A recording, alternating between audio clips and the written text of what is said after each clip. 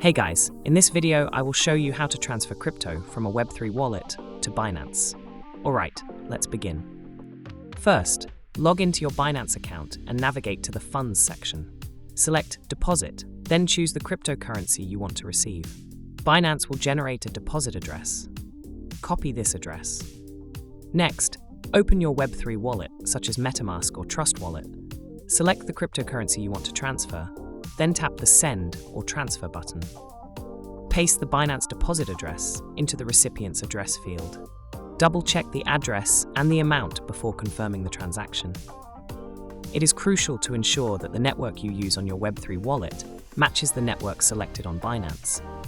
For example, if you are transferring Ethereum, use the Ethereum network on both platforms. Once confirmed, your transaction will be processed. Depending on network congestion, it may take a few minutes for the funds to appear in your Binance account. So that's basically how you can transfer crypto from a Web3 wallet to Binance. And that's it for this video. If you find this helpful, consider subscribing and giving this a big thumbs up. Thanks.